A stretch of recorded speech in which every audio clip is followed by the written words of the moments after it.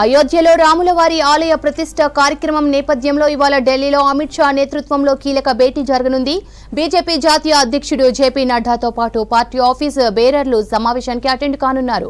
మరికొద్ది నెలల్లో లోక్సభ ఎలక్షన్ జరగనుండటంతో రామ మందిరం ఉద్యమం, ఆలయ నిర్మాణంలో బీజేపీ పాత్ర హైలైట్ పై మీటింగ్లో చర్చించనున్నట్లు తెలుస్తోంది.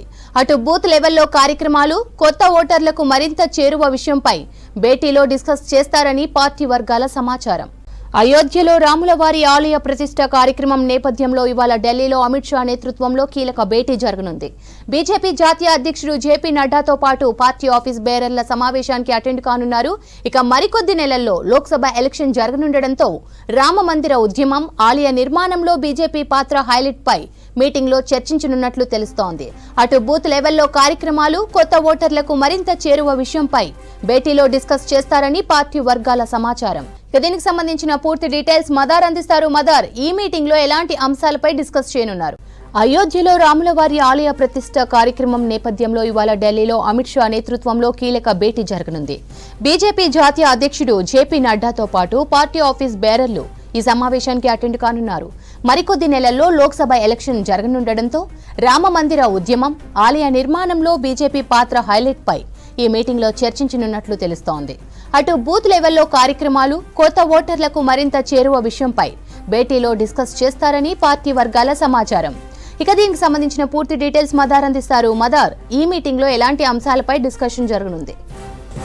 స్రవంతి, కీలక సమావేశం ఈ రోజు జేపీ నడ్డా అధ్యక్షతన జరగబోతా ఉంది. ఈ సమావేశంలో కేంద్ర హోంశాఖ మంత్రి అమిత్ షాతో పాటు అన్ని రాష్ట్రాలకు సంబంధించి ఆఫీస్ బేరర్లు ఇద్దరు ఆఫీస్ బేరర్లు హాజరు కావాలని కూడా ఇప్పటికే సమాచారం ఇచ్చారు. మరి కాసేపట్లోనే ఈ భేటీ ప్రారంభం కాబోతా ఉంది. కీలకమైన అంశం సంబంధించి ముఖ్యంగా రామ జన్మభూమికి సంబంధించి రాముడి ఆలయం ఈ నెల 22వ తారీఖున రామ్లల్లా విగ్రహ ప్రతిష్టతోటి ప్రారంభం కాబోతా ఉంది. ఈ అంశానికి సంబంధించే దేశవ్యాప్తంగా బలంగా ఈ అంశాన్ని తీసుకెళ్లాలి. దానిలో భాగంగానే వాటికి సంబంధించినటువంటి ఎలాంటి కార్యాచరణతో ముందుకు వెళ్లాలనే దానిపైన ఈ సమావేశంలో కీలక నిర్ణయాలు అనేది కూడా తీసుకోబోతున్నారు. ఇప్పటికే మనకున్నటువంటి సమాచారం మేరకు రానున్నటువంటి లోక్సభ ఎన్నికలను దృష్టిలో ఉంచుకొని ఆ కార్యక్రమాలన్నింటినీ కూడా వినియోగించుకోవాలి. ముఖ్యంగా రామ మందిర ప్రారంభోత్సవ అంశాన్ని ప్రధానంగా హైలైట్ అయ్యే విధంగా దానికి బీజేపీ చేసినటువంటి కృషిని కొత్త ఓటర్ల కానుంచి మొదలు పెట్టుకుంటే ప్రతి ఒక్కరికి తెలిసేలాగా ఒక బుక్లెట్ని ప్రింట్ చేయాలి. దాన్ని బూత్ లెవెల్ స్థాయి వరకు కూడా పంచాలి అనేటువంటి దిశగా ప్లానింగ్ అయితే జరుగుతూ ఉంది. దాంట్లో చాలా అంశాలు రామ మందిర ఉద్యమానికి సంబంధించి బీజేపీ పాల్గొన్నటువంటి తీరు కావచ్చు, దానికి ఆర్ఎస్ఎస్ కావచ్చు, లేకపోతే విహెచ్పి చేసినటువంటి పోరాటాల్లో బీజేపీ ఇచ్చినటువంటి మద్దతు, ఇలా వీటన్నిటినీ పొందుపరుస్తూనే విపక్ష పార్టీలు ఏ విధంగా రామ మందిరాన్ని అడ్డుకునేందుకు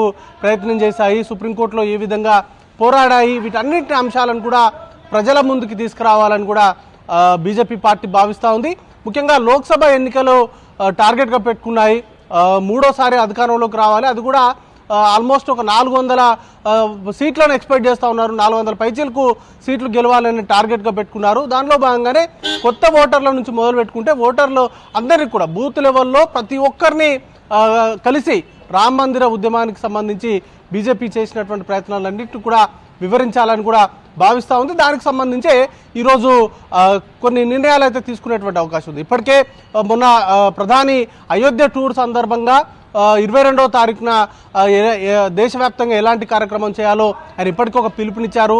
దేశమంతా కూడా ప్రతి ఒక్కరు వారి ఇళ్లలో రామజ్యోతిని వెలిగించి దీపావళి లాగా ఆ కార్యక్రమాన్ని అందరూ కూడా దేశ ప్రజలందరూ కూడా జరుపుకోవాలని పిలుపునిచ్చారు. సంక్రాంతి నుంచి మొదలు పెట్టుకుంటే ప్రారంభోత్సవం, రామ మందిర ప్రారంభోత్సవం అయ్యేంత వరకు కూడా వివిధ కార్యక్రమాలు రూపొందించాలని కూడా భావిస్తూ ఉన్నారు. దానిలో భాగంగానే ఈ ప్రచార కార్యక్రమాలన్నింటినీ కూడా బీజేపీ లీడ్ తీసుకోవాలి. బీజేపీ తరఫున వీటన్నిటిని కూడా ప్రచారం చేసుకోవాలి. దీన్ని రామ మందిర నిర్మాణానికి సంబంధించినటువంటి అంశాన్ని హైలైట్ చేయాలి. దాంతోపాటు కార్యక్రమానికి సంబంధించి కూడా ప్రారంభోత్సవ కార్యక్రమానికి కూడా ఎప్పటి నుంచి కార్యక్రమాలు చేయాలి, అలాగే గ్రామ స్థాయికి ఏ విధంగా ఈ అంశాన్ని తీసుకెళ్లాలి, అలాగే ఈ అంశాన్ని మొత్తంగా ఓవరాల్గా లోక్సభ ఎన్నికలకు సంబంధించి పార్టీకి ఉపయోగపడేలాగా ఏ విధంగా మలుచుకోవాలి అనే దానిపైన కీలకంగా ఈ సమావేశంలోనే నిర్ణయం తీసుకొని వాటిని ఇంప్లిమెంట్ చేసేటువంటి అవకాశం ఉంది స్రవంతి. వాటికి సంబంధించే ఇప్పటికే ఆఫీస్ బేరర్ల నుంచి వారు రాష్ట్రాల్లో వారి రాష్ట్రాలకు సంబంధించినటువంటి పరిస్థితులు కావచ్చు, అలాగే ఆ రాష్ట్రాల్లో తీసుకోవాల్సినటువంటి కార్యక్రమాలకు సంబంధించి ఇప్పటికే కొన్ని సూచనలు ఇవ్వాలంటూ కూడా అధిష్టానం సూచించింది. ఆ సూచనల పేరు కూడా ఈరోజు జరగబోయేటువంటి సమావేశంలో కీలకంగా చర్చ జరుగుతుంది స్రవంతి.